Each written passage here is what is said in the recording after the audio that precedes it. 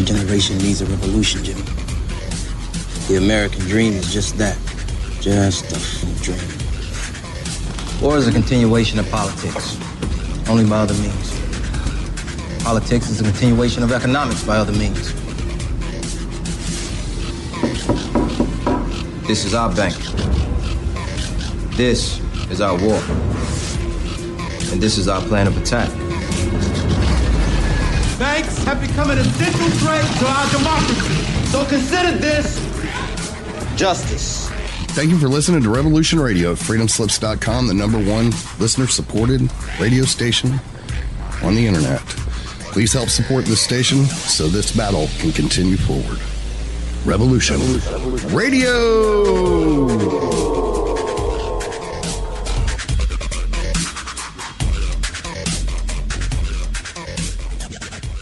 The opinions expressed on this radio station, its programs, and its website by the hosts, guests, and call-in listeners or chatters are solely the opinions of the original source who expressed them. They do not necessarily represent the opinions of Revolution Radio and freedomslips.com, its staff, or affiliates.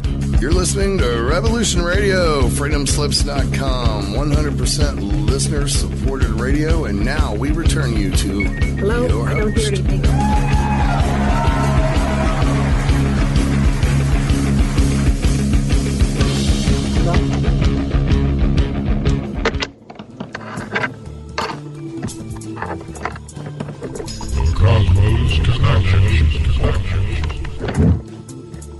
It's a theory advanced that the universe is a living giant being, and that we, as human beings, made in its image, are miniature universes in ourselves, containing millions of corpuscles. The components of each corpuscle imagine themselves to be in a complete world of their own. Please join T.J. Morris as she brings topics on cosmology, metaphysics, conspiracy theories, science, theology, ufology, and psychic awakening. Prepare to have your conscious go cosmic. There we go. Let me see if I can get this straightened out. We have a little technical difficulties here. If we can get Janet now. There we go, Janet. You are live now. Okay. I'll try and get TJ here in just a second. And your guest. Okay, and Ira is our guest. Okay, I'll start talking about our guest. Aloha and welcome to the Cosmos Connection with your host, Janet Lessin and Theresa J. Morris. Today, our special guest is Ira S. Pastor. And let me tell you a little bit about Ira. He is the Chief Executive Officer at BioQuark, Inc., and he's had over 30 years of experience across multiple sectors of the pharmaceutical industry, including pharmaceutical commercialization, biotech drug development, managed care distribution, OTC, and retail. And there you are, TJ. I was saying a little bit about Ira Pastor while we were waiting for you. And let me just say this. So we are live and on the air. We are live and on the air. Okay, and, great. Okay.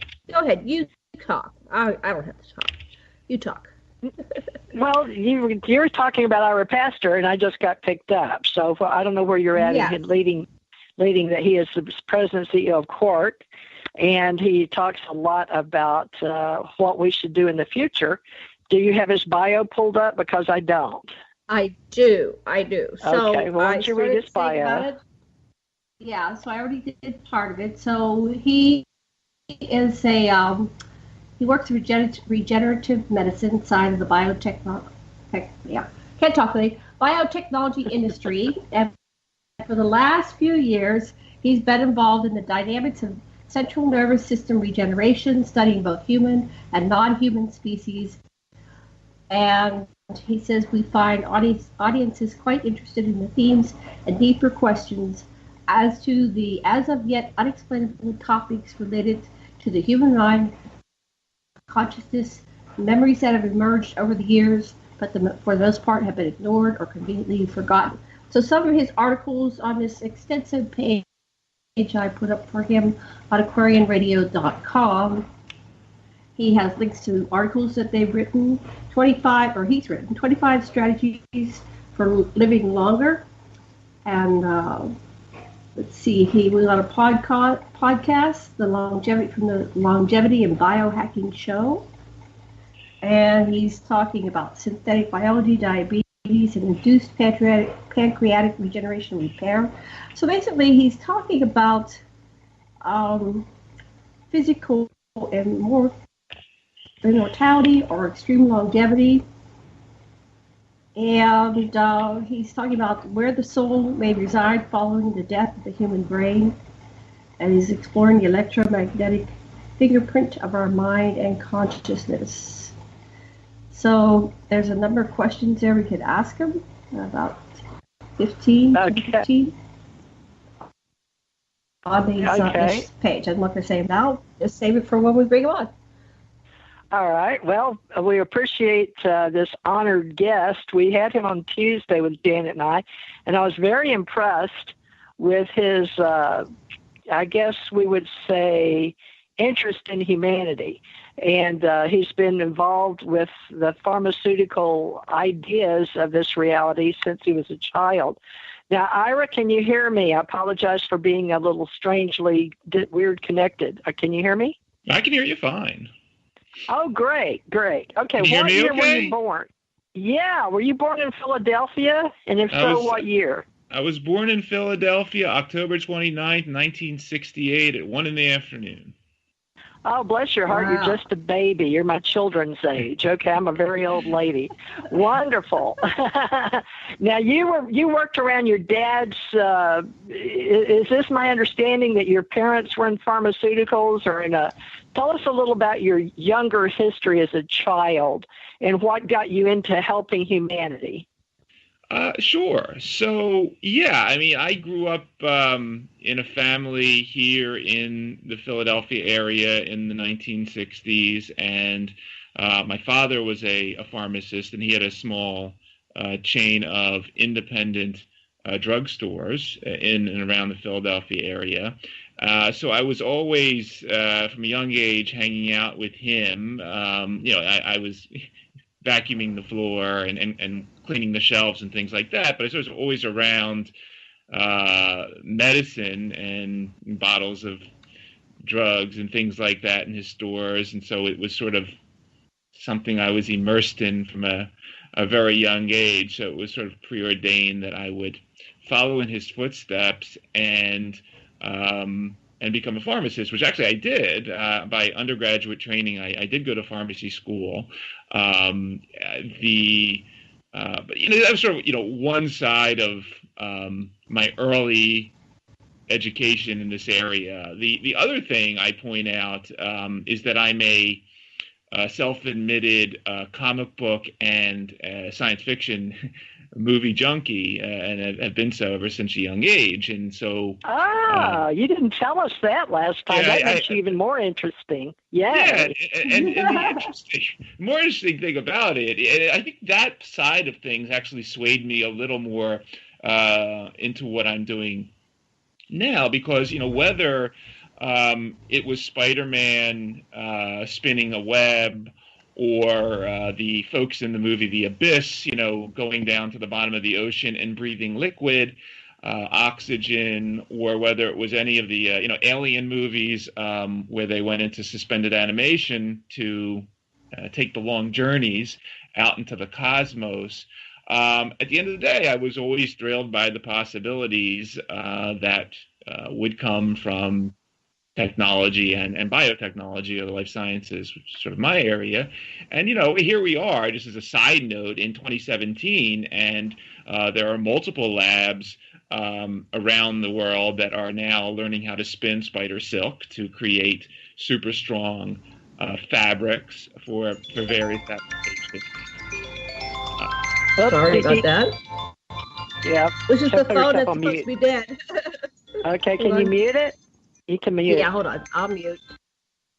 Okay, that helps. Okay, sorry about that. Back to Spider-Man and today's time with science. So who's spinning what? Yeah, so we're spinning spider webs now. We are actually here in Philadelphia at Temple University. They are perfecting liquid oxygen breathing for premature infants. I mean, we we do breathe liquid for 9 months.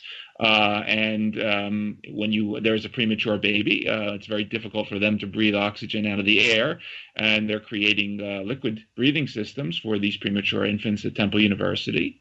And then there's this whole area of so-called cryptobiosis research, teaching the body how to sleep for long periods of time, like hibernating squirrels and bears and things like that. So the science fiction of my childhood, comic books and science fiction movies, is slowly but surely coming to fruition. So, combined what those interests were with the fact that I was sort of immersed in the life sciences or the pharmacotherapeutic side of the life sciences, sort of molded my interests into doing something bigger than, just selling another anti-inflammatory drug for pain or another cholesterol-lowering drug. So, did you raise a family? Because you had to. You were in sales for a long time, but you had to make money, and sales is usually the best way to do it, right? You went into sales before you went into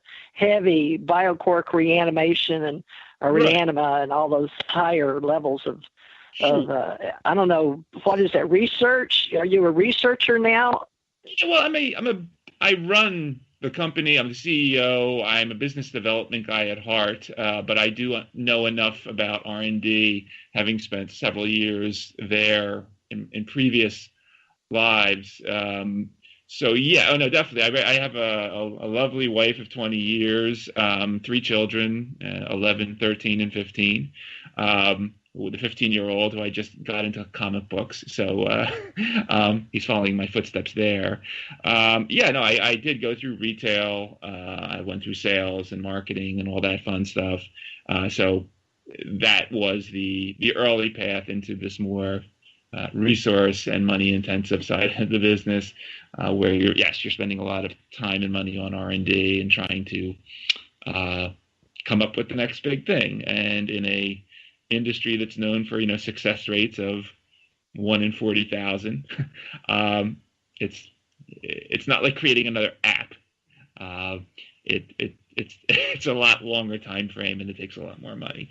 But that's where I find my passion now, in changing the world via the life sciences. Well, give us an idea of what your life is like. What's a typical day? Do you, because of your age, your middle range, we discussed 70 to 80 Tuesday, and we were also discussed super centenarians, and we'd like to do a little bit of that again because it's interesting.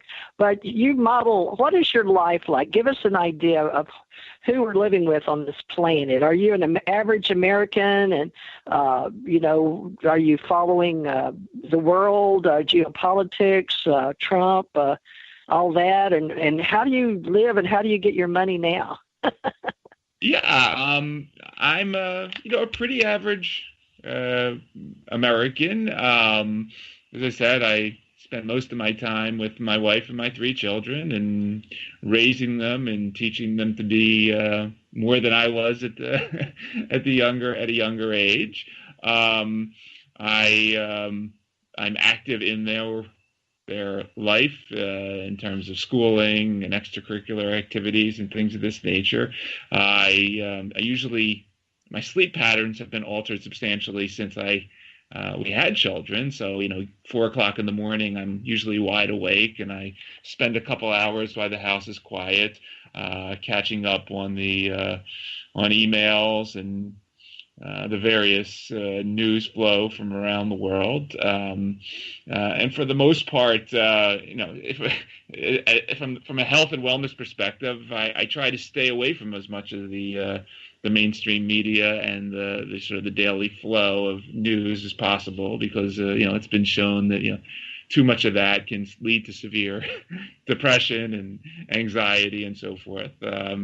And ultimately, I look at the system from a perspective of, look, there's a lot of bad stuff happening, a lot of bad things going on, but at least from sort of the corner of the universe I come from, we think that there are tremendous possibilities before us.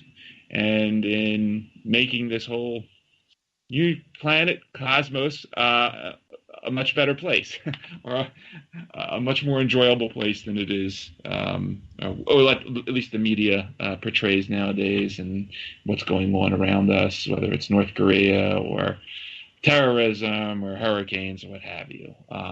We think there's solutions out there that that technology has for us, and not just solutions for health and agriculture and energy, but as you said, solutions for maybe some of the bigger questions that will elevate us all in terms of our minds and our spirits and our just purpose in this cosmos. So, but long story short, I'm pretty an average guy, Philly boy, born and raised, and here I am trying to change the world from the city of brotherly love. Well, that's good. What did you expect today for Cosmos Connection? You sharing who you are with the world, and this will be recorded. You're recording live, but people will hear you all over and hear you, and then they will come back and hear you maybe years from now. And I've got 6 years of recordings on my Blog Talk Radio archives that go on iTunes and Stitcher, and we'll take these. Jane is famous for that, taking them off of here and putting them on Spreaker and putting them on YouTube, et cetera, et cetera. What would you like people to remember? What's your legacy thus far, and what you would like to leave before you pass? The next dimension. That I was a person that wanted to make this world during my biophysical time here a better place, that I was a strong believer in the connections of the future and the past and the present, and that, as you just mentioned about, the fact that my voice will be here in a medium throughout time, and resonates with people in the future. I believe that, some of the insights that are coming to fruition, or may have come to fruition in the past, or what will be discovered shortly, is that knowledge and information is infinite. It's forever. And I like to use the word resonate a lot, because I do believe that as we are learning everything that goes on, at least from the life science side of things, it is all about resonating. It's all about information flow. And I believe that beyond the recording and beyond the physical medium will exist for an infinite amount of time throughout space-time. That being said, I think, as you said, and people will find that although I am sort of,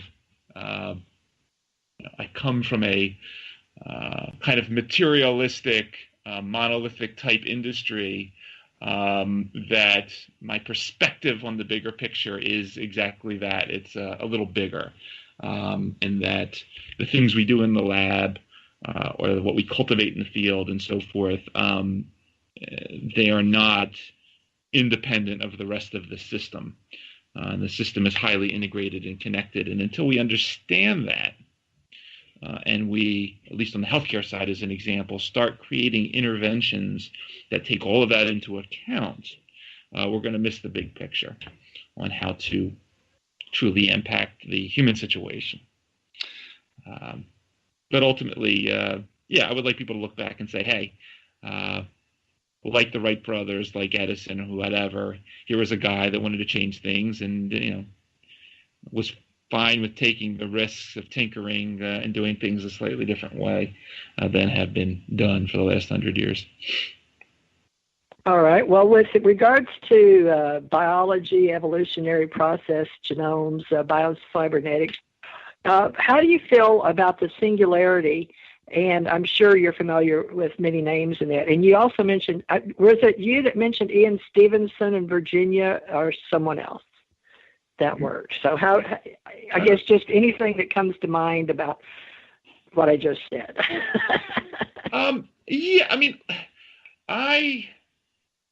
when you're in this space, there's the obvious connections. I'm an advisor, for instance, to the transhumanist political party in terms of regeneration sciences and technology, and I do understand the picture, sort of the social movement and the concepts behind transhumanism. When it comes to, I guess, the next phases of that dynamic, when you mentioned the singularity and Ray Kurzweil type of mind uploading and, becoming one with the system, the matrix, or however you want to define it, I can't speak too much about that. What I can speak to is the fact that, in my opinion, as much as there is to be learned about history, about the future and those types of technologies, I personally find it much more interesting and satisfying to study the past. I'm a big proponent of the history, and not just of the biomedical history, but just in studying our evolutionary history and nature. And when you think of sort of how little of reality the human mind can currently perceive, yet we have our friends in the natural world that can see in the ultraviolet spectrum and can see in infrared and can magneto-navigate and can echolocate, and a vast array of other capabilities, I'll call them superhero-type capabilities, that are possessed by non-human organisms. I think there's much more, well, personally, while I know a lot of people in the sort of the transhumanist world that are all about becoming part of a computer in the future, I think that there's I'll say, nature's computer out there that many species already tap into.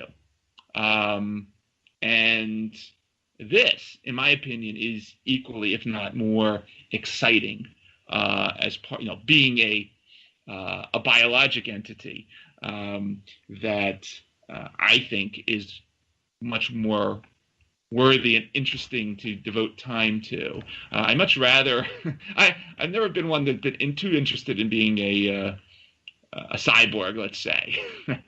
I kind of like my biological state, but whatever. I mean, I guess there's different opinions on that from different types of people. But I think we have a lot fascinating discoveries to make in this world.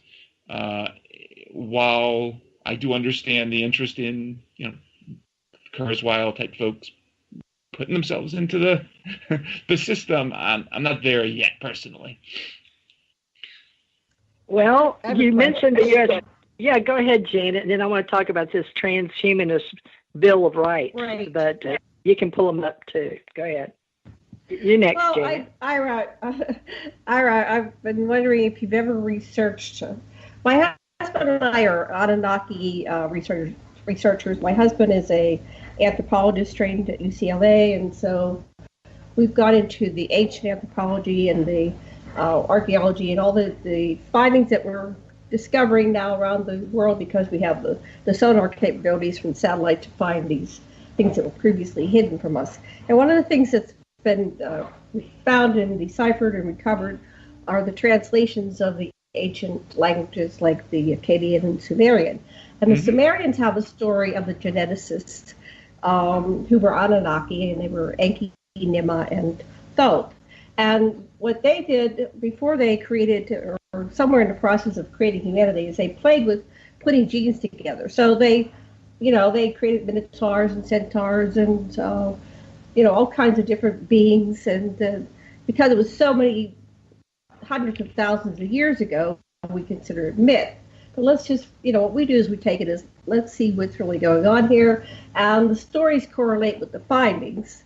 So there's a greater picture emerging. So one of the things that they did as geneticists is that they created Homo sapiens sapiens by hybridizing human beings with the Anunnaki genome. So the existing human being, or humanoid, I should say, was probably Homo erectus, and so Sasquatch, the ancients. Now it was modern Sasquatch. Anyway, I'm not doing this very well, but what I'm saying is, we're a hybrid species, and one of the things they did is they turned off our longevity genes. The Anunnaki were at least 450,000 years old. And so if we could just wrap our heads around that this is what actually existed in the past, take it as truth, and start researching it based on the probability that can be recreated, and that they switched off 256 genes so that we wouldn't have our superpowers. We were no longer telepathic or telekinetic, and start looking at it from that perspective. And this isn't just me and my husband. This is volumes. Just Google Anunnaki and how humanity was created. And there's YouTubes, and it's a whole gigantic field. And it seems to be supported, at least in a court of law. It would be, held up. The scientific community, because it doesn't fit into their box, tends to throw it out. But I'm wondering, have you ever thought about it, researched it, have any understanding of it, and are willing to look at it? Because there could be the keys to, solving every. They weren't sick. They didn't get sick like we did. They were immune to it. So, yeah, just wanted to lay that out there. Go ahead. Yeah, I mean, just as a aside, I mean, I have. Well, I can't say I'm as well versed as you. I have read some of Stitchin's books in the past, so I'm somewhat familiar with the general idea. And yes, I find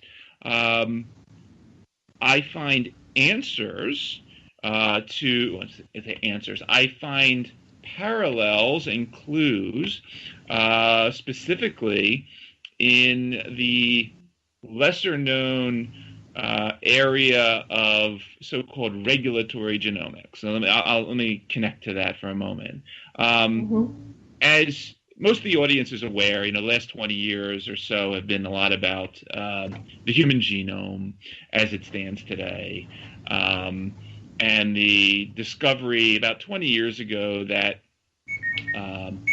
the human genome consists of about 25,000 protein coding genes responsible for basically who we are. I say not responsible for, because genes don't do anything by themselves. They're just information. But basically 25,000 protein coding genes that control the information that ultimately from some higher biokinetics structure are fed into and create us as we sit here today. That was what the public heard about, and that's true. What the public didn't hear as much about is that dogs and chimps and cats and snakes and frogs and fish and worms and plants, they pretty much all have the same genes.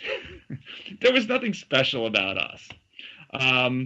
What was special was the structure around the genes and how they were turned on and off.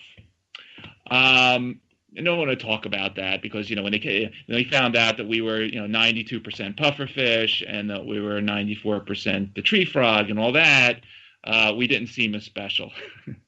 But so ultimately, yes, I understand. Well, I'm not as well versed about what they were doing 450,000 years ago. I can indeed see the information and the message in the genome. And where and how our superpowers, as I will call them, over time were slowly turned off. And whether those superpowers, as I like to talk about them, are the ability to regenerate and replace lost or damaged organs, or whether they are the ability to stave off disease of any type, or whether they are the ability to live for multi-hundreds of years, or to age backwards, or to raise from the dead, the potential is there in the genome. It's there. We know it's there because our relatives that were hanging around have these abilities.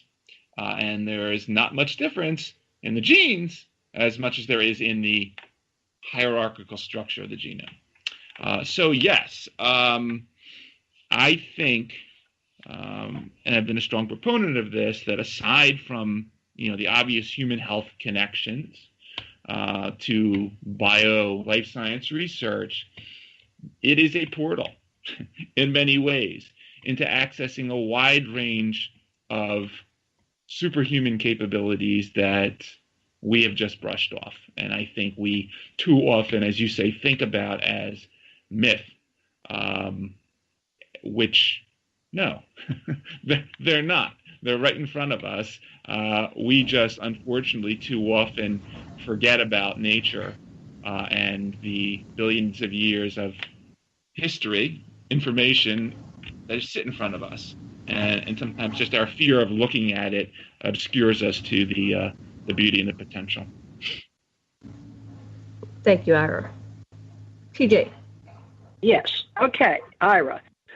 Regarding singularity or transhumanist ways, maybe biological or otherwise, what is the otherwise if we're not biological, but yet we know that we're going into space and we've been in space, and certain human, sentient, intelligent beings are much more aware of this than those that have no need to know, whether they're all nations and governments. But let's say, for instance, you are aware that there's something out there that may not be biological, but it records information.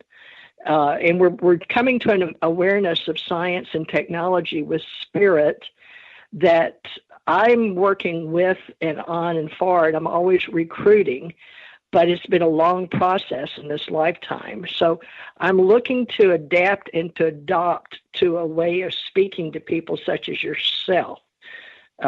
What would you call something that is sentient life and biological and also of a higher sentient entity in a way that we may think transdimensional?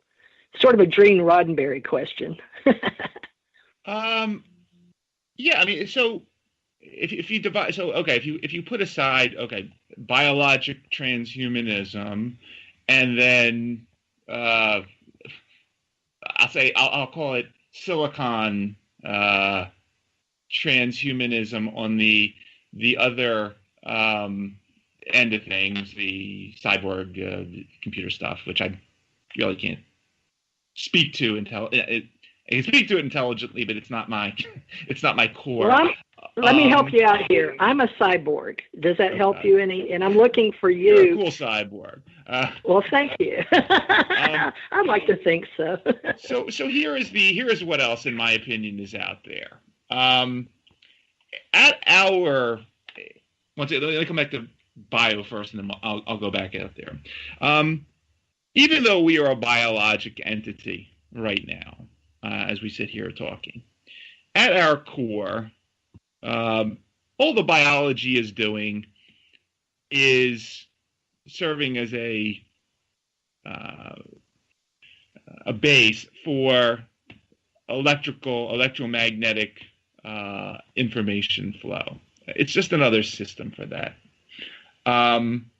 And we know this because disciplines that were the basis of a lot of learning in the early 20th century, late 19th century, are now, in terms of bioelectricity and biomagnetism, are now coming back into this field because the gene-centric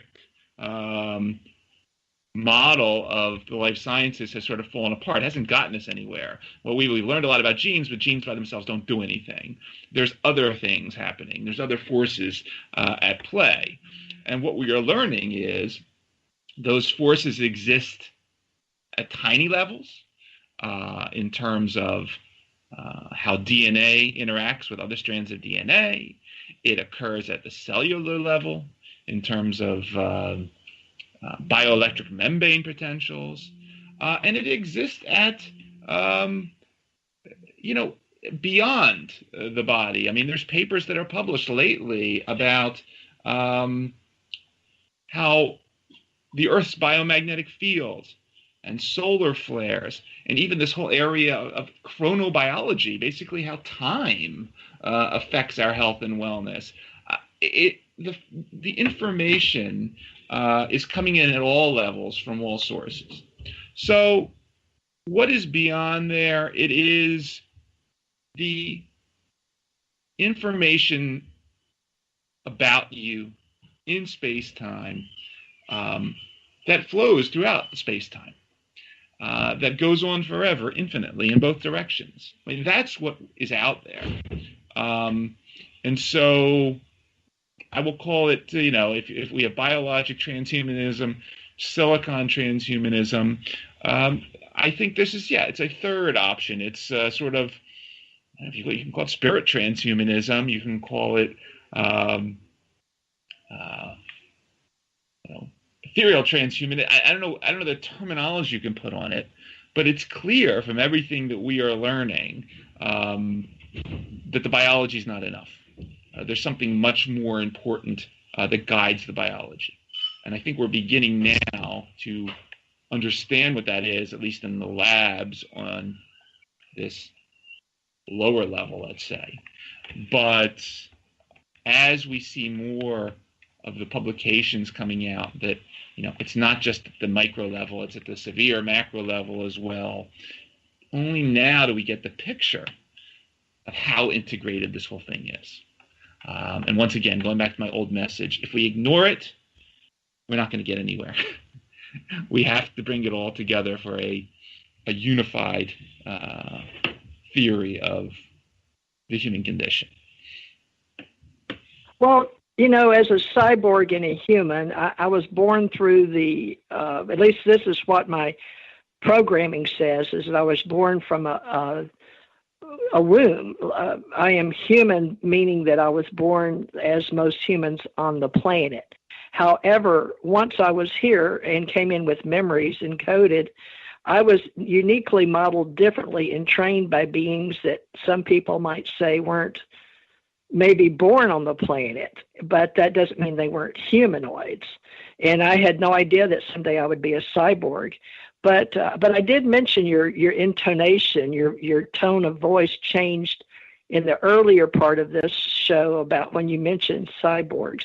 But there needs to be a voice for those of us that have to be changed, and yet that level 7 that's in the U.S. Transhumanist Party Bill of Rights is not, how would one say, it's not expressive enough in my world. So in your world, you said that you supported Transhumanist Party. Are you a spokesperson or advocate? I am I'm listed on their party's website. I am technically, I'm just trying to the exact word, I'm just pulling it up here. I'm an advisor. I'm a regeneration advisor. So I am amongst the scientific advisory panel that talks about regrowing things and how that specifically impacts the biologic part of the transhumanist story. And sorry, I didn't mean I did not mean to be insulting before, by the way. And I think cyborg was the wrong word. In some ways, I meant android. I don't want to be. Android. That's okay.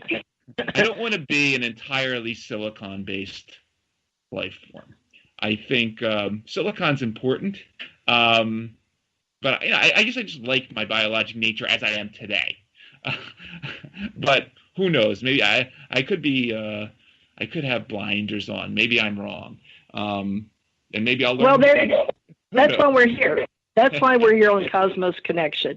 It's very cybernetic and anthropomorphic, but I've considered an avatar sentient intelligent being that I have an awareness that is addressed by humanity of having my reincarnated lives and memories intact. And yet we are at the cutting edge of all nations and governments on the planet based on geopolitics, or those things that slide around a certain particular entity in space that we call a planet.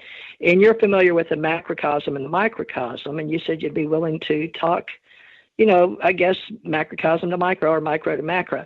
So with liberty to do so in such circumstances as we have here on the radio airwaves, and you said I could speak to you as resonating, this is a very important beginning of your life and mine, because you consider yourself carbon-based, human sentient intelligent being, and I was completely that at one time.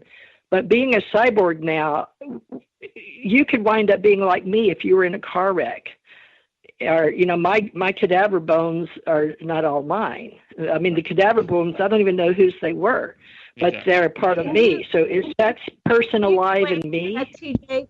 TJ, can you explain all about what you mean by, or what is meant by a cyborg? Because, I mean, what is the line? If you get a transplant of your cornea or tissue or heart, are you now cyborg? Is that what you're saying? Yes. Basically, yes. If anything is outside of what you were born with and inserted in your body, by law, cyborg is a new way of being a cybernetic organism. But biochemically, we have certain parts that are replaced. He is the one that should be able to explain that. Can you explain? Yeah, because he also understands comics. But a cyborg, see, I'm called a cyborg because I have titanium in my body. Yeah. So can you explain that to the listening audience?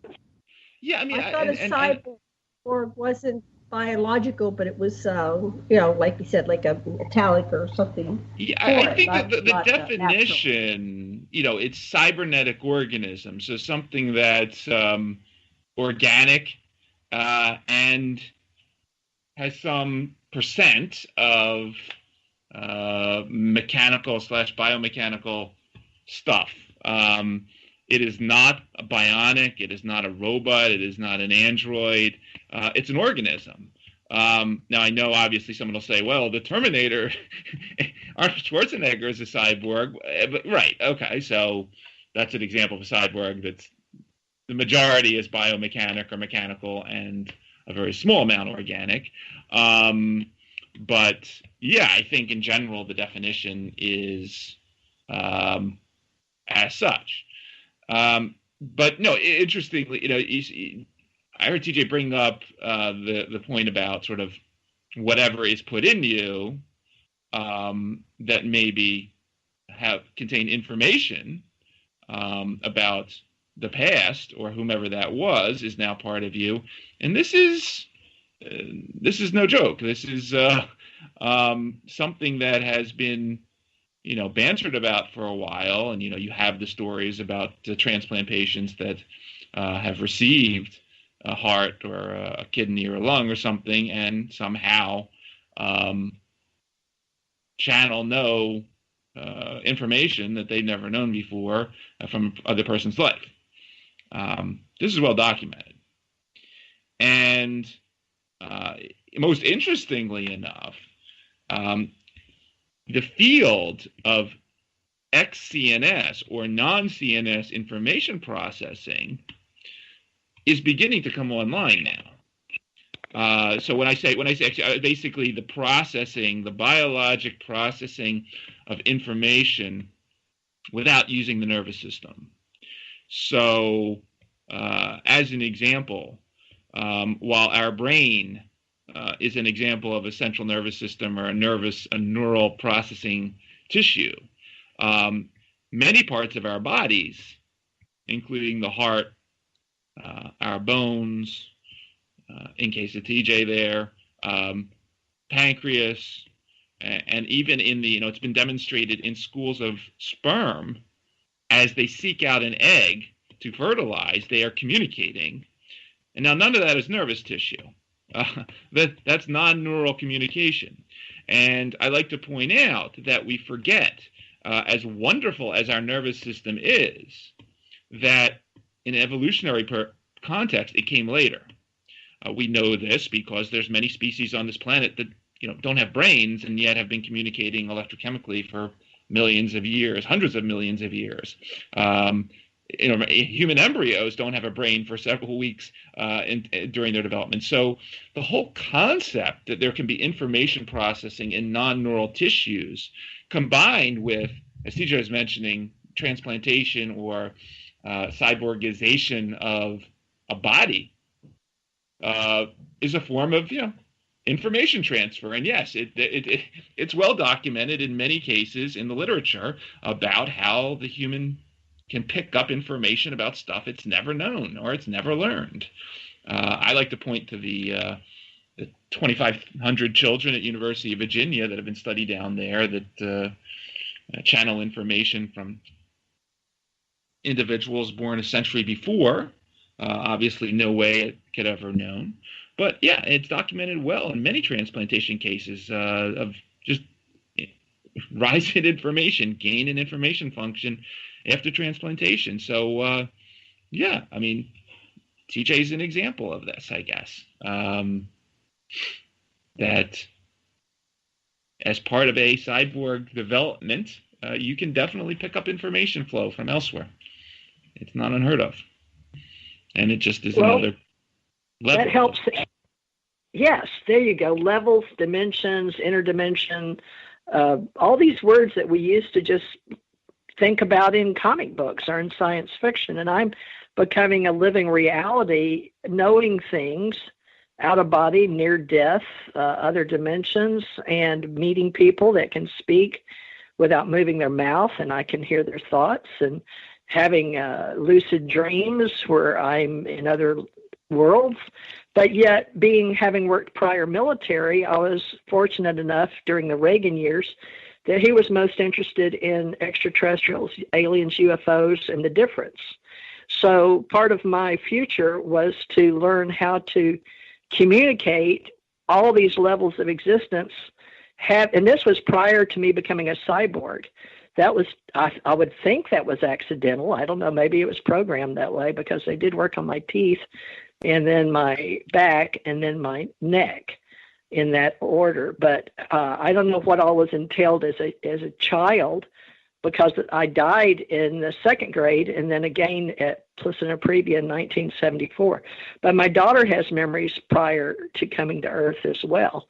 And we speak at a level that not everyone relates to. Is the normal people like yourself, that you would think, well, you grew up with pharmaceutical family and children in Philadelphia and went to regular school and educated and got a job, and you did all the things you thought you were supposed to do. However, we had to adapt to learn how to do that because we have another way of being first.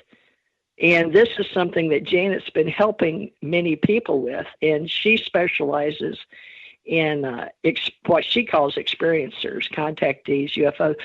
That's her big thing. She goes to the conferences and connects with people that way. Me, on the other hand, I'm going into integrative medicine. I wouldn't say I superheroes, because I fought Janet when she wanted me to go to conferences on what did you call them? Soldiers, wasn't it, Janet? Super soldiers? They're known as super soldiers, or the secret space program, or the breakaway civilizations. The stuff outside the normal matrix, the U.S. government and other governments put out in the public eye. But there's all this. Well, maybe he can address that. Maybe he can address the secret space program and the secret.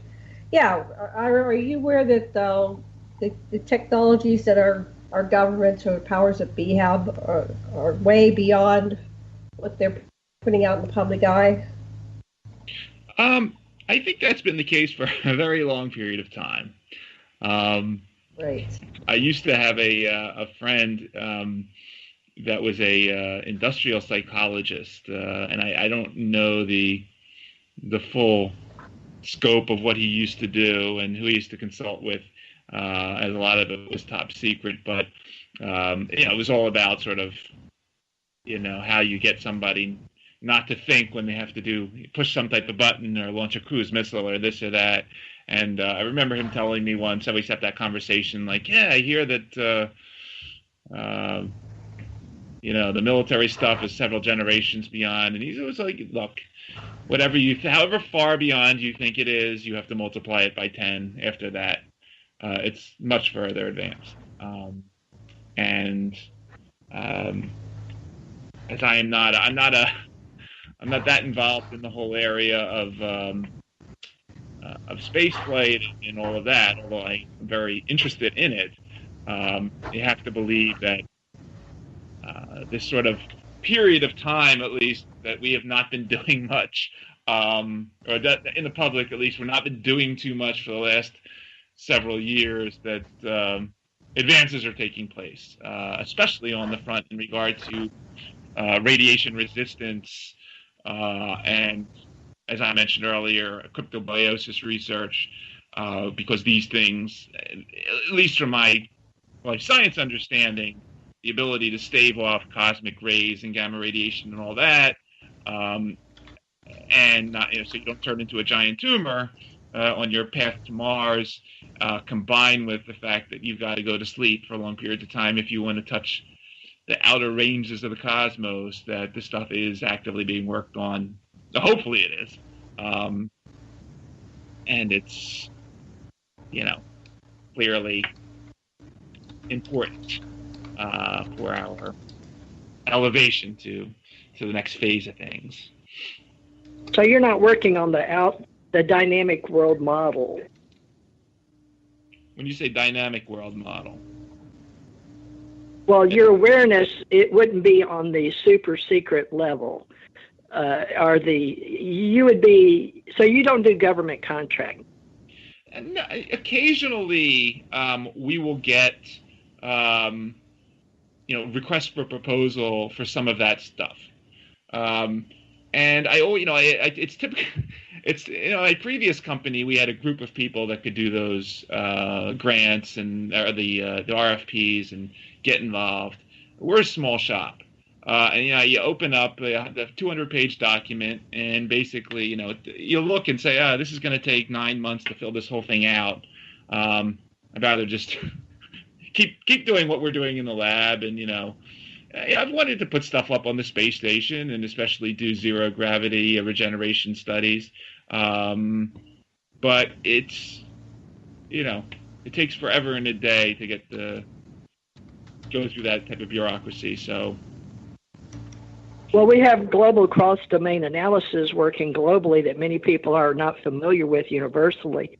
That's why I don't understand the companies when it comes to technology and science. In government, everyone is friends globally. So when it comes to the people, such as just stone's throw, basically, or well, as a crow flies, over the 3 Mile Bridge, the President of the United States was here, and I chose not to go to go see him here, or in Pensacola, across the 3 Mile Bridge on Gulf Breeze. That doesn't mean I couldn't understand what he was significantly trying to say about the world, and people listen to him more so than you or me. And you and I are small in the world consciousness, but are we? So can you speak to the awareness of the bigger self, the social group dynamics? I can speak to it to the extent that the systems dynamic, at least that we see in our area of things, is usually ignored. And it's to the peril of everything that is going on. Because as this industry has developed in such a reductionist fashion, especially in the last couple of decades. The different sort of silos that have developed around those different levels don't get involved with one another, and it's a problem. As I said before, the excitement for the last couple decades has been around genes, but genes don't do anything, right? I mean, all genes are little pieces of information that encode for other pieces of information. Genes code for RNA code for little amino acids, but none of that tells you how you and I get here. How you and I get here is a bigger point. How you and I get here is a much bigger thing. There's a hierarchy of control that exists from below the DNA all the way up to the cosmos, including gravity, electromagnetism, time. It's an all hugely integrated system, but the majority of the system, the healthcare system, the research has thrown out this knowledge. They don't want to integrate it because they think that the answers are found in the minutia. They're not. There's nothing in it. Let's take a break. We'll be back, folks, in about 4 minutes. Stay with us, Ira, okay? I will. Okay.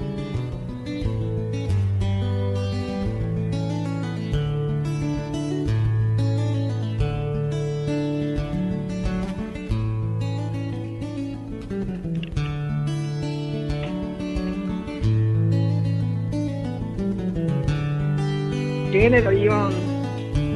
You got to mute. We can't drop.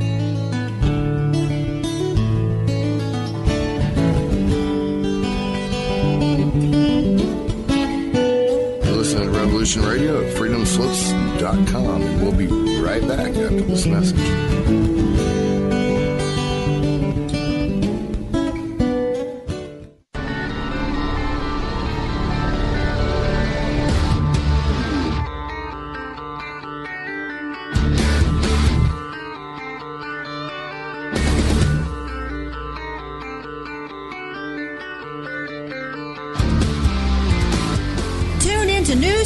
Tuesdays, Wednesdays, and Thursdays, 6 to 8 a.m. Eastern Standard Time. We are your hosts, Pamela and Claire, on Revolution Radio at freedomslips.com. Featuring the Public Law Trust, Lyme disease, and astrology.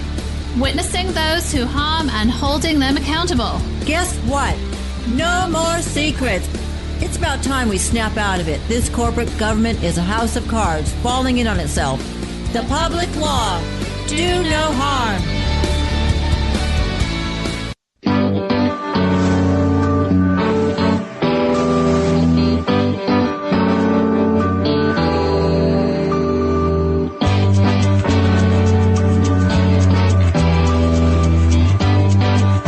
We're in a narco-syndicalist commune.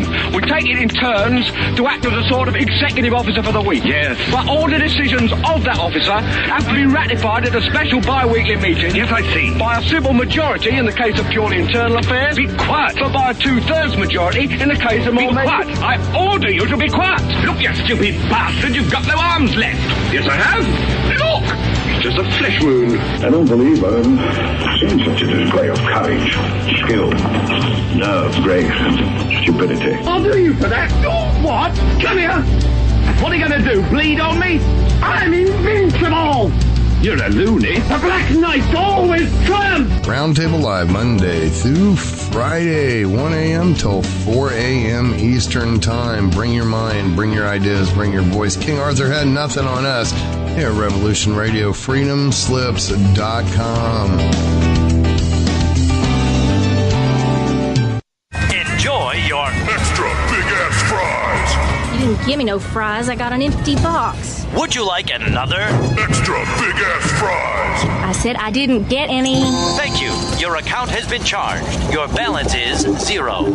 Please come back when you can afford to make a purchase. No. I'm sorry you're having trouble. Come on. My kids are starving.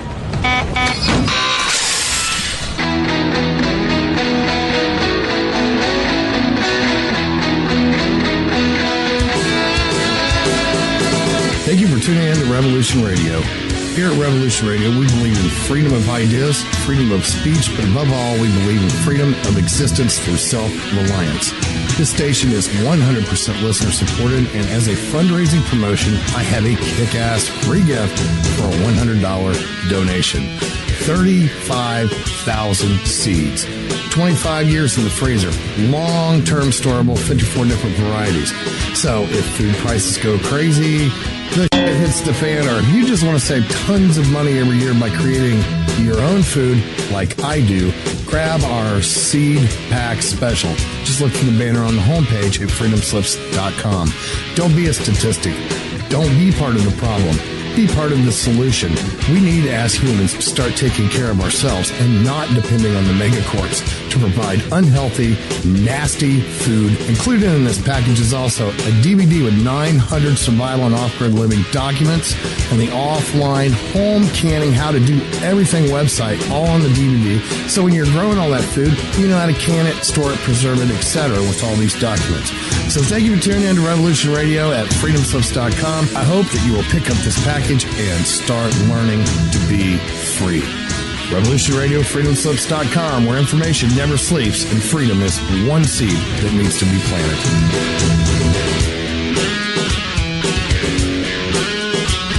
What we do in life, it goes in eternity.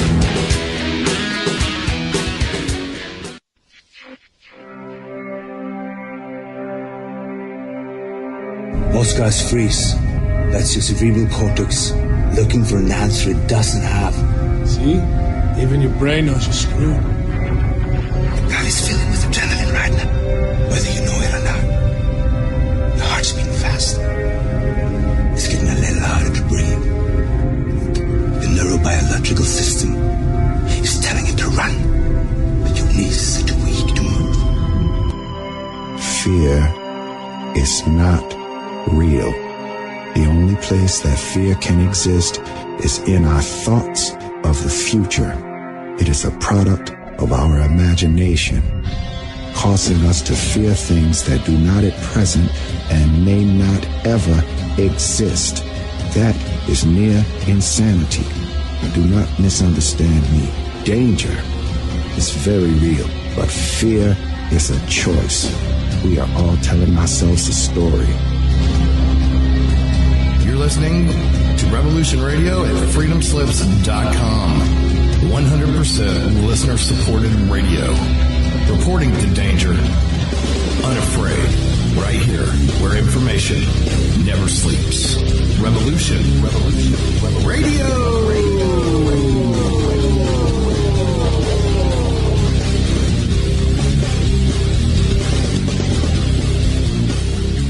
The opinions expressed on this radio station, its programs, and its website by the hosts, guests, and call-in listeners or chatters are solely the opinions of the original source who expressed them. They do not necessarily represent the opinions of Revolution Radio and freedomslips.com, its staff, or affiliates.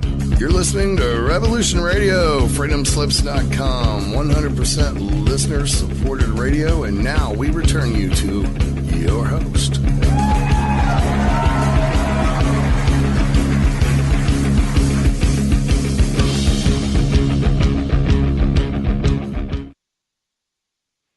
Okay, welcome back to Cosmos Connection. I'm your host, Theresa J. Morris, with Janet Carol Lessin and a mad painter, also known as Thomas Becker, our producer. And I'd like to give everybody a chance to hear their voices. I came on via technical advancement on the planet these days, as did they. So let's get started. Thomas Becker, also known as the Mad Painter, would you like to tell us about your shows? And we need to mention that we need your support. So you may want to tell us where we are in the scheme of things in your shows, please. We're at www.freedomslips.com, and I do believe we're not doing real good on donations. I haven't looked today to see. But we sure could use your support. We're totally listener supported. I have a show on Sundays, 11 to 3. It's a call-in talk show, and one on Monday nights at 10 o'clock called Open Canvas. Thank you. You can hear Janet typing away. It sounds really loud.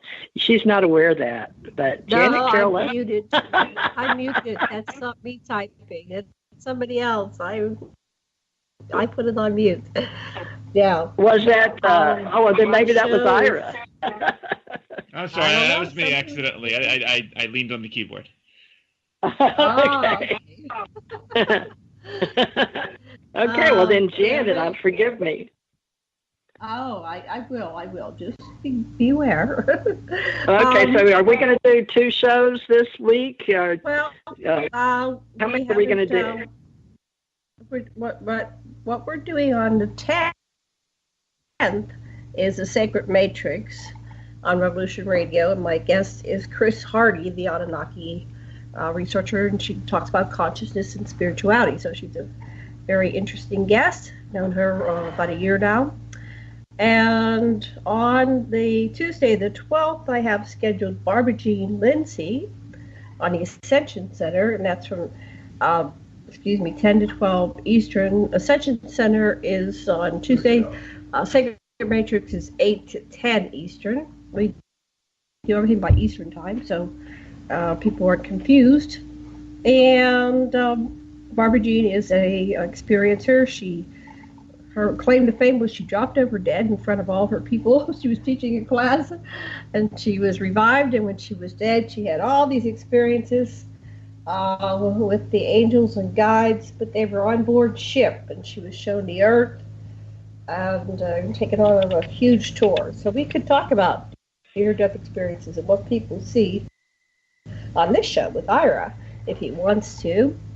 And then your show on Saturday is this one, TJ. You have something scheduled for next week, correct? Yes, I do. I'm excited to announce that Walter, and I can't say his last name properly, but you can find him on Reincarnation Research. I think it's SEMKIW or SEMKIW. It's SEMKIW, so the W may be like a V. I don't know what I think he says SEMKIW, Walter SEMKIW. He's a very nice human, as far as I can tell, very sapient. And I would only have nice people on this show if I were you, TJ. I wouldn't have like people that weren't nice. We talk about sentience and sapience, folks. Sentient, intelligent, sapient. We'll let Ira get into that. But next Saturday, stay tuned for Research in Reincarnation, please. And his website is reincarnationresearch.com. Is it not, Janet? Isn't that his website? That's what I have, reincarnationresearch.com. All right. And today we have Ira, and I know his name, S. Pastor. Isn't that interesting? We do the ministry with the name of pastors in the Protestant Christian type of feeling of believing in a higher source as God, and his name happens to be Pastor, and yet he's helping us understand the world better and where he's coming from in Philadelphia, Pennsylvania. And he has a company called BioQuark, and he works with many companies and is on board of advisors and Reanima. And I'm going to let him speak now. Just remember us here on Cosmos Connection with freedomslips.com. And then I have TJ Morris Radio. Janet has Aquarian Radio. And together we do Ascension Center on Tuesday night. And we just want to make sure you know that we need your support. 5, 10, 25, support us on freedomslips.com. Now, back to the fact that we are working together in our network of sharing news about the world with Ira S. Pastor. Ira, what do you do with this Reanima? And tell us your website so people can find you, and Facebook too, please. Sure. Our website is www.bioquark.com. Reanima is a project, so that's REANIMA.tech, TECH. And that is a rather unique project, and I'll go into it. Got a lot of press last year when we sort of announced our intentions to basically undertake a form of research which has been undertaken for decades now. It is not very well known to the general public, the area of living cadaver research. But basically, living cadaver research, which is going on in many countries, basically is been used for studying drugs, medical devices, and surgical techniques in patients who have basically donated their bodies to medical science, where in these particular cases they are kept breathing and heart beating. And people may say, well, what's the purpose of that? Well, the pharmaceutical industry finds it useful sometimes to study things that may be poisonous to humans in someone who is recently deceased. Now, we're doing something different. We basically said, look, if you have this model that is acceptable, is legal, is ethical, why not begin to study something constructive as opposed to destructive? And so we are going to be utilizing the liver cadaver research system to explore the dynamics of neural regeneration in the central nervous system. Because the reason, we all die, 65 million of us every year, from some underlying cause, whether it is a disease of aging or trauma, but whether it's cancer or Alzheimer's or heart disease or what have you, the ultimate reason that we are going from here and off to the next place is because of the death of the brain. Brain death has been the accepted definition of death in most countries around the world since 1968, when it was first defined as such by the Harvard Medical School, also known as irreversible coma. So sort of defined as this irreversible cessation of the higher brain and brainstem functions, where one could support both the mind and the independent breathing and heartbeat. But we basically got to thinking. We said, look, here are the facts. Number one, we have species on this planet whose brains can, for lack of a better analogy, be blown to pieces, cut out, thrown away, and they grow back. Simultaneously, despite the irreversibility label of the 1968 Harvard definition, if you go into the literature, and these are another example of things that have gotten swept under the rug, but when you go into the scientific literature, you will find dozens of cases of brain death reversal, primarily in the very young. And while these cases are extremely controversial, hotly debated, and have always had bad prognoses, they point out that things are not always black and white with regard to what it means to be alive and what it means to be dead. So we say, look, we have what nature has taught us. We have what we see in the literature. We have an established research system in the living cadaver model. It is about time, in the year 2017, 50 some odd years after the definition of death as it exists today, to begin to explore how we can enter the gray zone and transition somebody who is recently deceased and defined as irreversible to a reversible state and technically alive. And this might, obviously this got a lot of excitement out there and, with all the zombie hype and so forth. But at the end of the day, we feel that this is a completely legitimate area of scientific investigation. We find that in talking to neurointensivists and regulators and diplomats and advocates and lawyers and even religious scholars in certain cases, there's nothing wrong with this. It is something that should be pursued And it is something that we are beginning to, we've been going through the sort of the regulatory and legal dynamics of it, but it is going to progress. Now, as a slight tangent, I will say that this is only a study designed at this point in time to focus on the gray zone of deep and irreversible coma.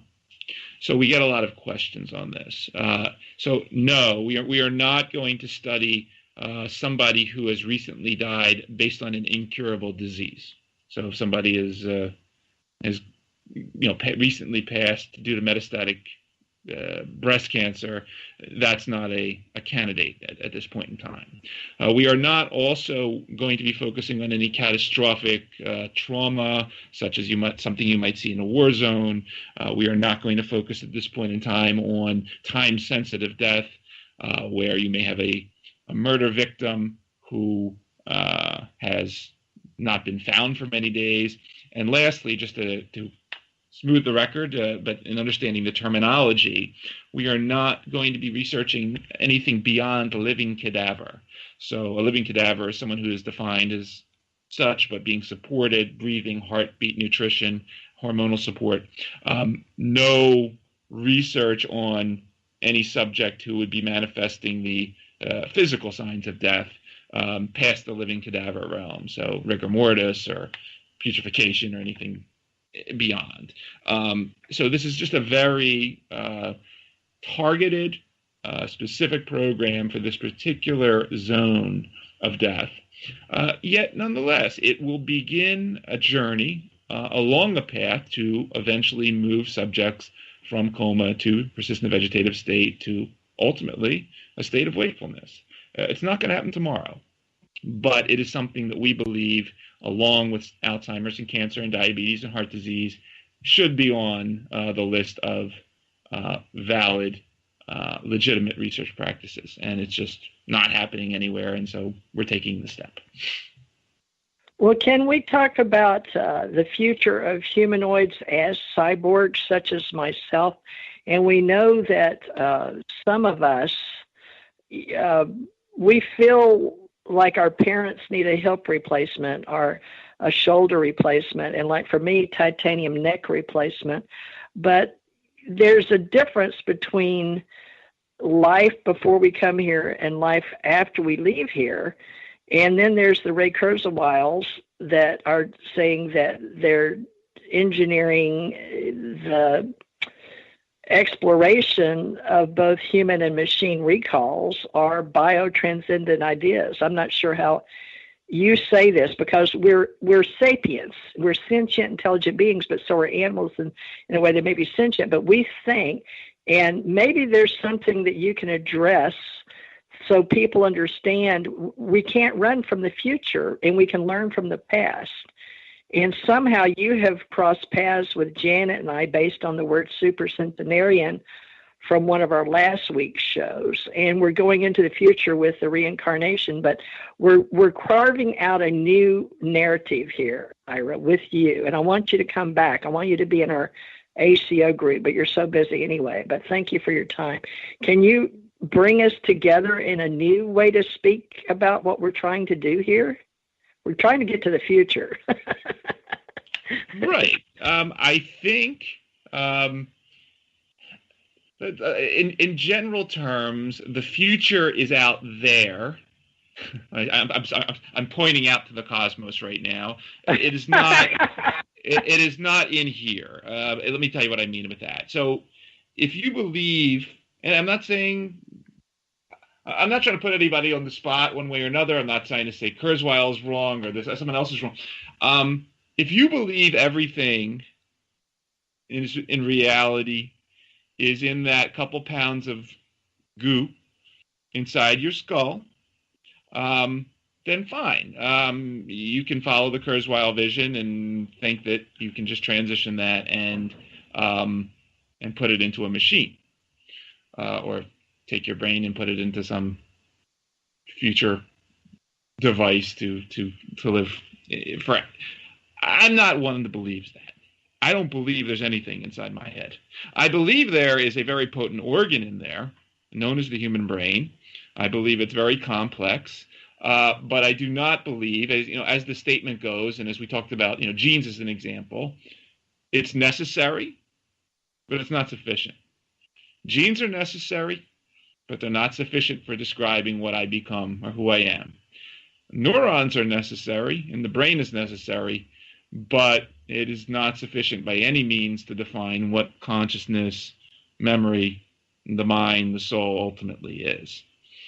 So I believe, and that is, I'm completely open with the fact that one of the missions of the Reanima Project, aside from reanimation, which is exciting enough, but the second part of the Reanima Project is the ability to understand what's behind the curtain, and not the cardiac death curtain and the near-death experience from that, but the brain death curtain. So, going back on that, there is a body of thought that is wed to the so-called connectome-centric model of the mind that says all we are at the end of the day is the stuff inside the skull. It's comforting to many. Many in the world of cognitive neuroscience take that position. I, however, am firmly in the other camp. I believe that the brain is necessary but not sufficient. It is part of a much more complex process of the mind, which is about relating to things, including the rest of your body's electrochemical complexity, its environment, its networks. And, as I said before, T.J. Morris, Janet Lessin, Ira Pastor, if we were to take our brains out and store them miraculously in some tank of fluid kept alive by some futuristic technology, no, I do not believe that is T.J. Morris. I don't believe that's Janet Lessin. I don't believe that's Ira Pastor anymore. And there's just several factors that point to this. And, I outlined one of them already in terms of non-neural information processing. But one of the other ones is this knowledge we've had since the 1950s. It's well documented on the intrinsic capability of the regenerative organisms whose brains you can destroy, throw away, which grow back, that somehow remember what they've previously learned. This cannot be ignored. It's known in planarians, which are low organisms, but it's also known in amphibians. And it's documented in both metamorphic insects as well as small hibernating animals whose, lose 85, 90% of their brain mass during hibernation. You got to be able to explain that and explain why, if you believe that everything you are is inside your skull, why these organisms that lose what's inside their skull remember and how they remember. And this is, once again, unexplainable, but it is an area that you cannot ignore and you cannot sweep it under the rug. Simultaneously, you cannot ignore the general turnover of the human brain that occurs in a lifetime. We were all taught from a young age that, protect your brain. It's all the only thing you have, and it's, you damage it. No. It is estimated that we lose hundreds of thousands of neurons every day in our normal capacity, and the biologic materials within every neuron of our brain renew thousands of times over a lifetime. Yet we hold on to extensive amounts of information from our earliest days. That's another example. So in the transhumanist view of the mind, I am purely in the camp that it ain't inside here. And you're going to upload this to a computer, you might not be getting too much information. As I said, there is more structure, more hierarchy beyond what's inside my skull that makes me me and controls my thoughts, memories, mind, and soul. Well, that's a good point. And to answer Janet's question, I looked up cyborg, future law and policy implications, but a cyborg, a person whose physiological functioning is aided by or dependent upon a mechanical or electronic device, Janet. Now, Janet, this is a good time, if you don't mind helping out here, Janet, and Mad too. Sure. that Ira is a very special guest because he has had the self-regulating understanding of his hypothalamus, so to speak. I guess we all are, really. But he's willing to say, I am not yet dead, and I would like to contribute to humanity and leave a legacy. And that's part of our group, is to live, laugh, learn. Live, laugh. How does it fall? Live, learn, laugh, love, leave a legacy. Something like that. Laugh and be happy. Live, learn, laugh, love, and be happy. Leave a legacy. But leave a legacy. So, Jan, this is our time. Jan and I are trying to build something together, and yet we've been doing this for years, and it's on its own time frame, and it's like synchronicity with humans that come and cross our path for whatever reason. And supercentenarian, Ira, is the word that got you to us. We were discussing in the radio airwaves, and we were talking about the waves, and I pulled up something about 25 waves, or Janet looked it up, but she found you. And Janet, real quickly explain what happened in your mind's eye. And Ira, I want you to listen to this. Janet, in your mind's eye, we were on the radio, and what happened? Did you say Ira responded? Go back a day. What happened was I received an email from Ira. And I don't know how you found me, Ira. And then I grabbed your 25 ways of living longer. And I talked about that in a show before we got you onto the show, because I thought it was so interesting. So anyway, I deal with so many different people, I lost track of exactly how it unfolded. But for my recollections, somehow you contacted us. But I have a lot of ads I'm putting out, so you probably just hit reply and sent an email saying, here I am, and I'm interested in being on your show. So anyway, well, let's let him tell us his. A lot of times things are orchestrated on a higher level, because we were talking, TJ and I were talking about finding more people like yourself for our show, and within 24 hours of us even talking about the possibility of finding people like yourself, there you were, Ira, sending me an email. So this happens all the time. It seems like our synchronicities are beyond random probability. And that's the whole concept about the co-creation of our existence, that at the highest level we co-created this whole entire paradigm, and we're acting out. It's almost like a virtual reality game. And some have agreed to be the victims, some have agreed to be the villains and the heroes, and so if we can access that part of our mind, it appears to be being created by our mind, we may be able to resolve these differences we have with self and apparent other, and on another level, heal all diseases, end war, create peace. And so TJ and I are often looking at this level of visualization, imaging, imagining, and manifestation. And one of the things, just one more thing, and I'll pass it to somebody else, is that TJ, when she works with her extraterrestrials and the gray aliens, they said the reason why humanity is so important is because we have imaginations. So we can image things, and it's like magic, and pull it down into physicality, make it a 3D reality. Whereas this isn't everybody, but a lot of humans are magical. I'm a magical, mystical child. I should have died 10 times. I'm here. I always say I have angels, I have guides, I have guardians, and I'm still alive. So human beings are able to manifest and co-create. And so that, I think, we can utilize on some level to cure diseases, solve all the problems of humanity, and war for all times. Back to somebody. TJ. Yeah, I'd like to hear how Ira remembers a week ago or so, because this all happened in a short period of time. It's sort of like we're playing Total Recall, but Arnold Schwarzenegger's not here, Ira. So how do you remember coming here? Yeah, I remember reaching out. I don't remember what the signal was. It could have been Janet and I resonating somewhere in space-time, and whether I clicked send or I filled out the communication form. I definitely felt a need to communicate with you and discuss and share ideas that unfortunately don't get together too often on this reductionist, materialist system that we have. And I said the last show, I'm not one that shies away from these discussions. Too many people do, and I think that's done a disservice.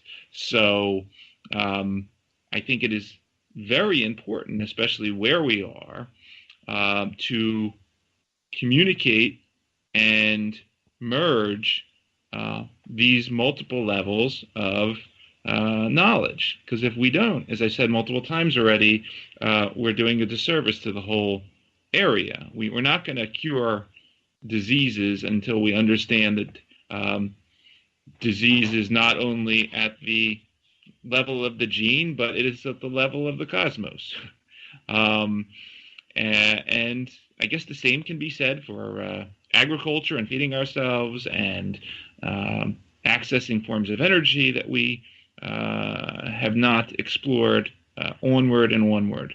So I think we are both, from a synchronized perspective, from a synchronicity angle, yes, something out there either said, Ira, contact Janet, Janet, contact Ira, and here we are for the second show.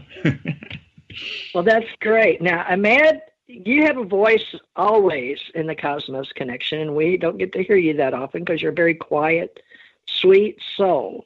But this show is taking on a life all its own, and you can relate. But what is your part of this show? I know probably what you're going to answer, but I'd love to hear, because Ira is highly technical in pharmaceuticals and I guess in medical field, but he talks and we get it.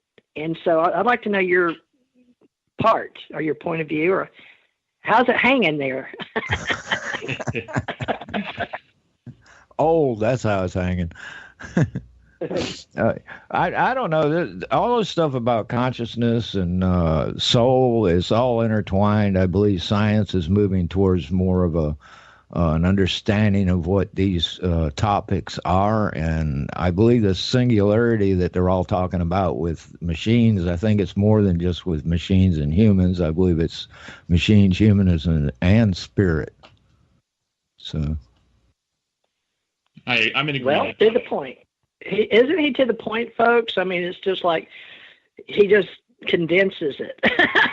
A man of few words, but a wonderful artist, but he can define it in his artwork. And sometimes, Ahmad, you say it comes from out there. You know, I say it comes from out there, whatever folks you want to believe. But, you know, we can use words to describe a lot of the things that are out there coming into us here.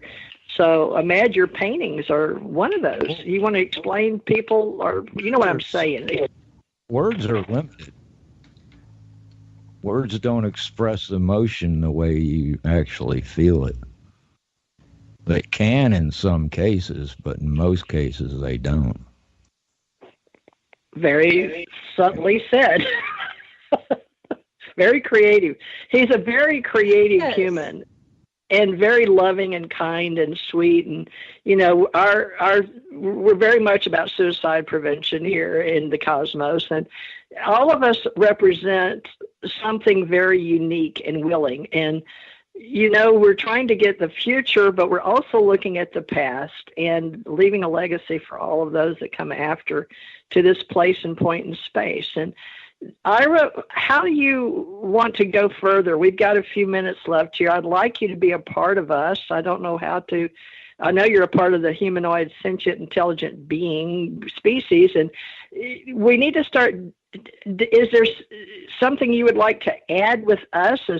Even the gentleman coming next week, people are connecting, and yet we all have our own sources, our own families, our own place to live, our own companies, our nonprofits, our things we're interested in. But how do we do this in this sapience way of speaking, in the wisdom wise? You want to talk about that? Yeah, I think we continue educating and doing shows like this and getting more people on board, because I guarantee you, while I may seem like an outlier from my reductionist, materialist industry, I'm pretty sure I'm not. I'm pretty sure that there's other people like myself that have been more immersed in the science that, reach that point where, they realize, the science doesn't explain everything. And we need to think outside the box and think to synergies that, have existed, but we just haven't taken into account. There's this whole area, we as John mentioned, we study non-human species, and we study regeneration. And one of the things I point out is that a lot of the connections between those species and us as humans, and what we study in terms of aging and development and regeneration, flow through the model of the embryo, of the human embryo, just because, look, all of us, keep in mind, we have gills and we have webbed feet and we have tails while we're in our mother's bellies. There is a connection through millions and hundreds of millions and billions of years. And there's this connect, as I said, the connection, the need to integrate many different fields and many different specialties is extremely important. So I'm very open to being on further shows and talking with people from a wide range of disciplines. And if I just can quickly, as we talk about the topic of the cosmos and embryos and sentience, I don't know how many have read the book Embryos, Galaxies, and Sentient Beings by Richard Grossinger. But he has a wonderful quote in here, if I may read it really quickly, in his model. He talks about how the embryo is the universe writing itself upon its own body. And he's making the connection that life could not exist anywhere in the cosmos unless it was intrinsic in the cosmos. And I think, right there in that quote, you merge Cedar was saying, the micro with the greatest of the macro. And I think that's what we need to keep doing, and bringing specialists along that entire line, from people that understand the Big Bang to people that understand the smallest of the quantum foam, and make the connections and stop the sort of the silos that form around these disciplines. Sorry to ramble, but I was just trying to connect it all. But yes, I'd like to be involved in this continuing dialogue. Wonderful. This Richard Grossinger that he speaks of was born in 1944, folks. He's an anthropologist and founder of North Atlantic Books in Berkeley, California. But he is an American writer, and that book that he just mentioned, would you mention it again, since you, in any book you may have written or going to write, or even a comic book you're making for your son or whatever? Anything you'd like to mention? Yeah, this is... I recommend this to anybody that's interested in this whole space. It's Embryos, Galaxies, and Sentient Beings, How the Universe Makes Life, by Richard Grossinger. I would love to, if you had him on the show too. I've always, actually, I'm a Facebook friend of him, I think, but would love to talk more. Oh, cool. We'll try to find him. I had him on a few years back. Okay. Oh, okay. He's a great guy. The only other thing I would suggest, just as a side note, people checking out, if you really want a little mind-blowing, is a book from 1980 called Shuffle Brain. It was written by Dr. Paul Pietsch, Pietsch, University of Indiana. And he was... he did a whole series of experiments, I think were written up in Harper's Magazine at the time, on basically how much of the brain you could destroy before you lost memory and consciousness in the mind. And what did he find out? He found out in these poor little salamanders whose brains they could blow apart, they remembered everything, no matter how much of the brain you destroyed. So it was, poor little... One of them was the most famous one was named Punky, And there's photos of him there, just sitting there without his brain, catatonic, but still alive, and regrows, and he remembers things. And so it's just another one of those things I would encourage anyone to pick up. You can get a used copy on Amazon probably for $1. Forgotten to the sands of scientific time, but very important to realize what we knew then that we forget. Aw, Janet, will you make sure I get a copy of this show? Because Janet's really good at and I'd like to keep this one in mind.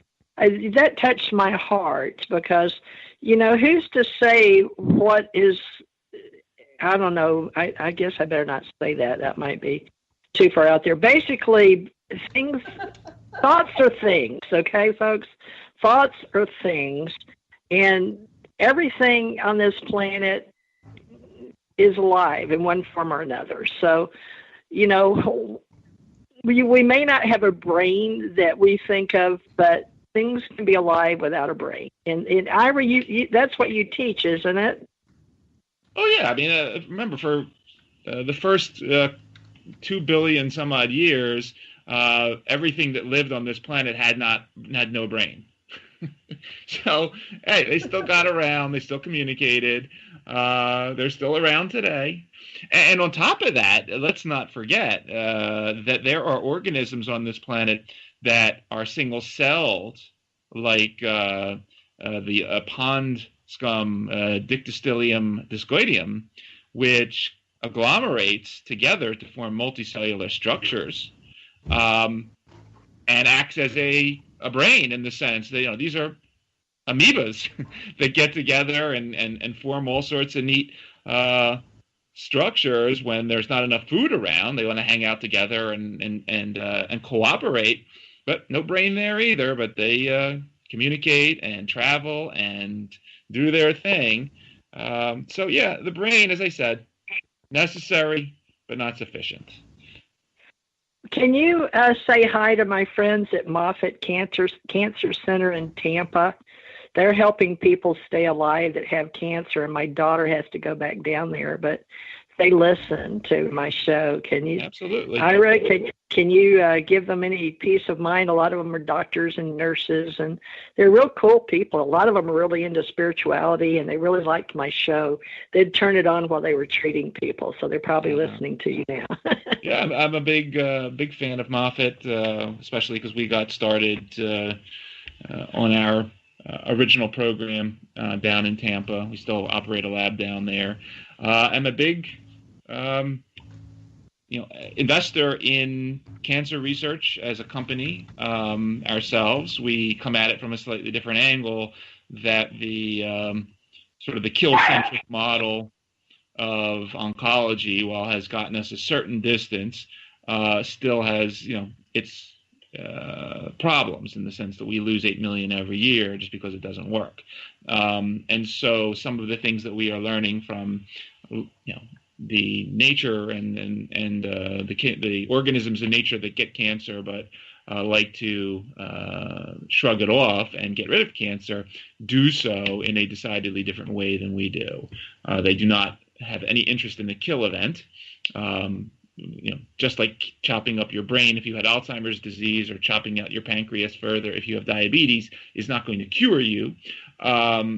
Killing cancer cells, and most recently there was a wonderful paper on just, yes, it does a great job in the short term, but at the end of the day, you're killing other things, you're destroying other tissues.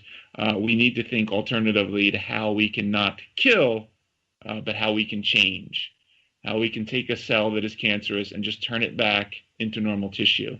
And once again, this knowledge has been known for decades. Beatrice Mintz and her program at University of Pennsylvania here in the 1970s first showed this in mammals and mammalian embryos, how you could give an embryo cancer, and when the baby is born, it's cancer-free. So there are dynamics, once again, in the natural world that we need to understand from a systems perspective. Forget the genes. Forget the small level stuff. Think of the system and how the system works as a whole, and integrate this with in this case, the oncology system. We think it's very important not to forget these learnings. Ira, I have a question. Sure. Are certain types of personalities more prone to getting cancers than others? Any research in that area? Obviously there's a mind-body component to all diseases. Clearly, the brain, whether it's the central nervous system or the peripheral nervous system, is integrated with everything else. The endocrine system is connected to the peripheral nervous system. The lymphatic system is connected to the central nervous system. It's all one big superhighway. So, yeah, I mean, clearly you have negative thoughts and you're generating too much of this hormone and too much of this inflammatory cytokine, on and on and on. That's not going to make your cells too happy. And after a while, they're going to start doing things that they shouldn't be doing. And remember, and this is really important, it's a very important fact. Cancer, as an example, is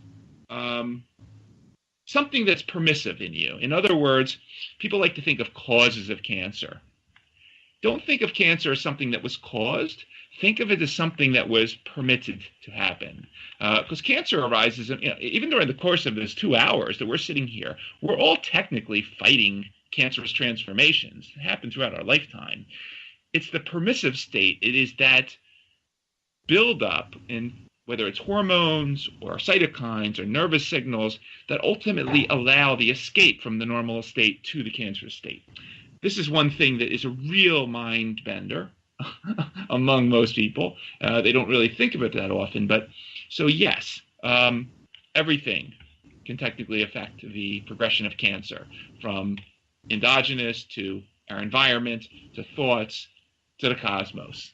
And so it's not about, let's mess with this gene here, or let's stop, drinking too much of this thing here. But once again, looking at it from a systems angle, not from the bottom up, but from the top down, on how the whole system is capable of normalizing the cancerous state. Well, I wanted to say one more thing.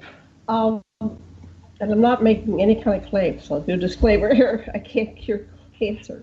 But we've noticed when we work with people with their psycho-emotional issues in our counseling practice, and I'm sure this is what other people find in counseling, that sometimes when you identify the origin of when a person became ill at ease with their lives, some kind of trauma, sometimes cancer goes into remission. And so we just noticed it in our lives. Like, they'll call up and say, yeah, went back to the doctor and I'm in remission now. And I don't know if I don't follow people's stories till the end of the road, right? I don't know if they lived a year or 5 years or 20 years after that. But have there been any studies done on these kind of psychological kind of cause and effect and turning things around? I don't know how.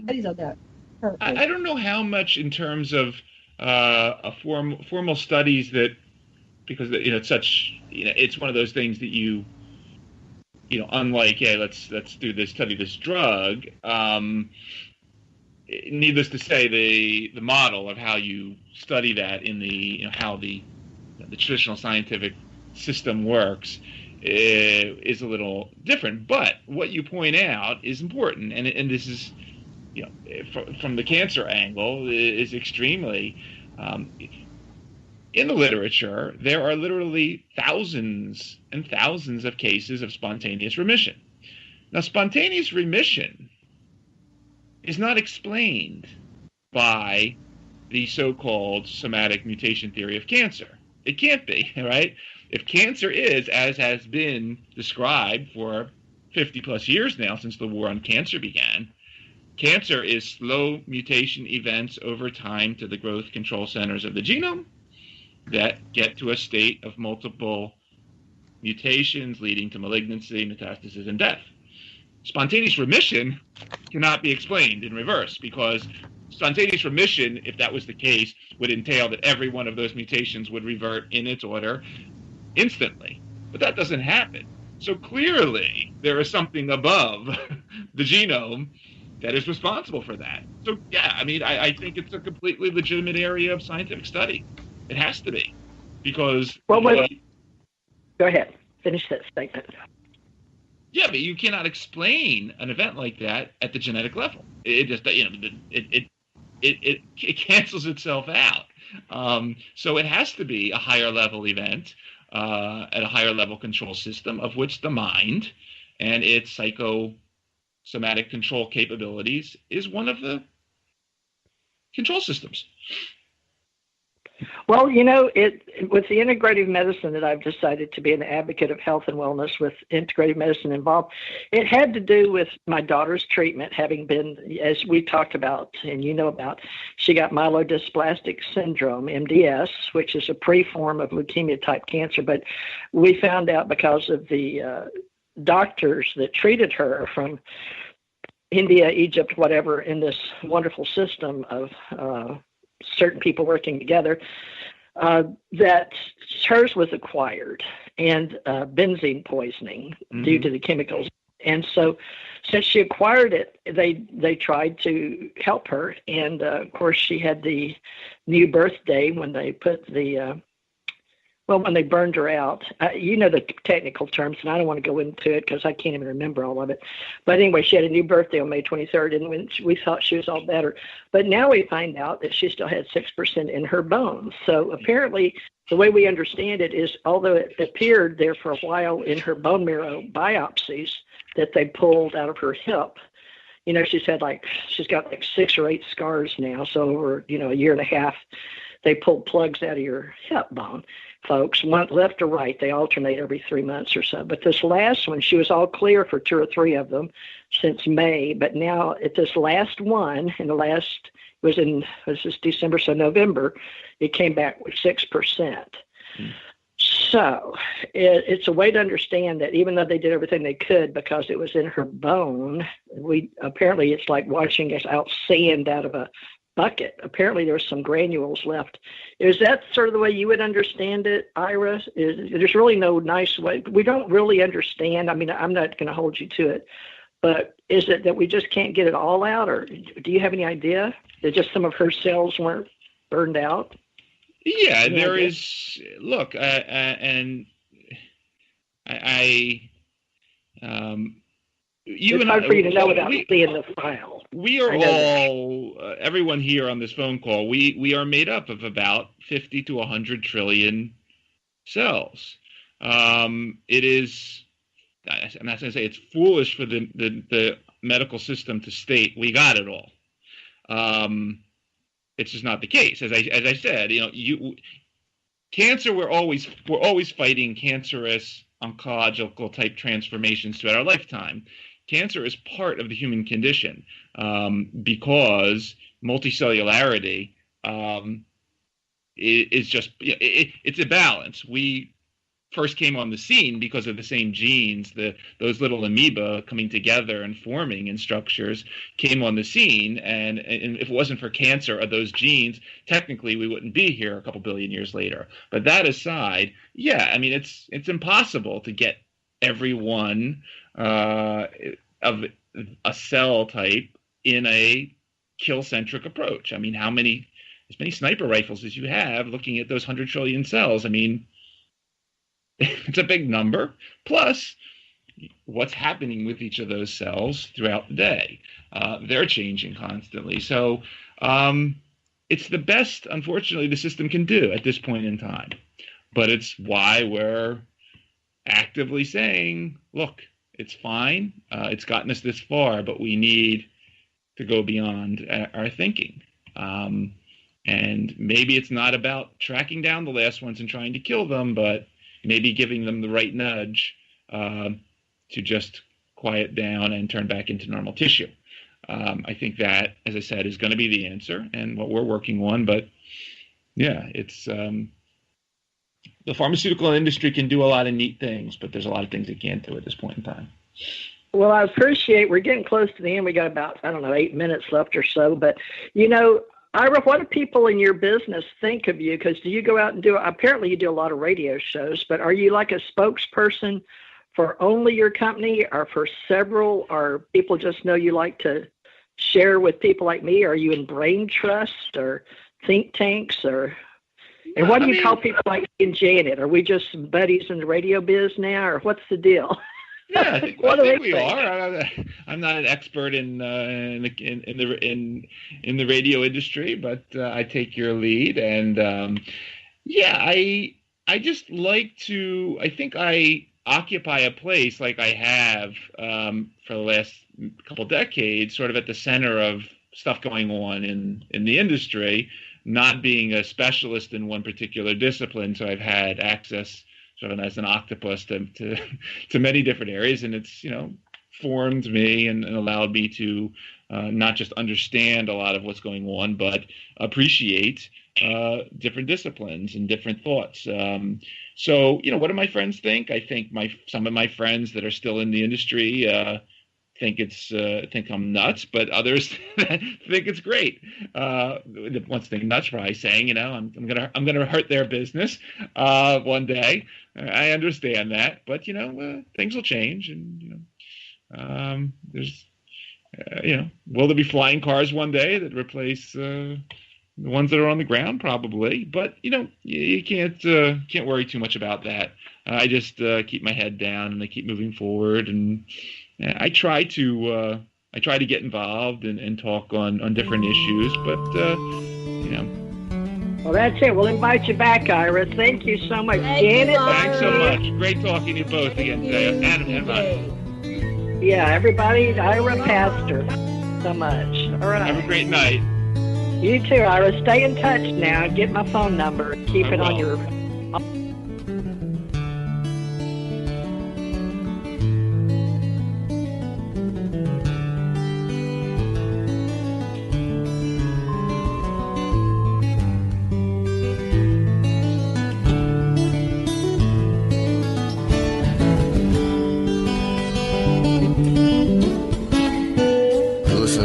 Radio at freedomslips.com, and we'll be right back after this message.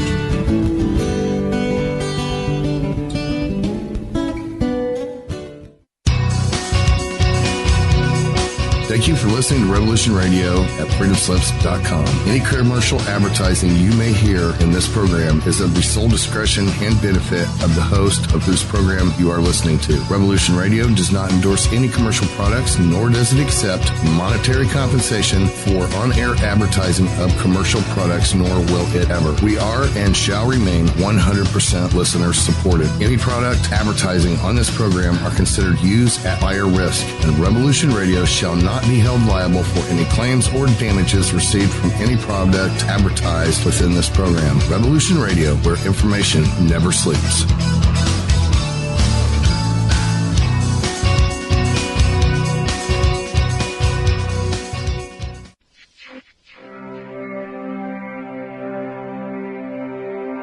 Most guys freeze. That's your cerebral cortex looking for an answer it doesn't have. See? Even your brain knows you're screwed. The body's filling with adrenaline right now, whether you know it or not. Your heart's beating fast. It's getting a little harder to breathe. The neurobiological system is telling it to run, but your knees are too weak to move. Fear is not real. The only place that fear can exist is in our thoughts of the future. It is a product of our imagination, causing us to fear things that do not at present and may not ever exist. That is near insanity. And do not misunderstand me. Danger is very real, but fear is a choice. We are all telling ourselves a story. You're listening to Revolution Radio at freedomslips.com. 100% listener-supported radio. Reporting to danger. Unafraid. Right here, where information never sleeps. Revolution Radio.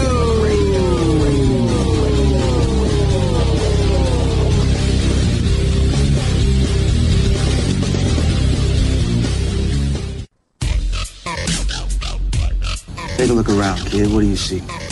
Homes being foreclosed, People working 2-3 jobs just to put food on the table and still drowning in debt. Don't get me wrong. This country was founded on great ideals and principles. They've all been ruined by the banks.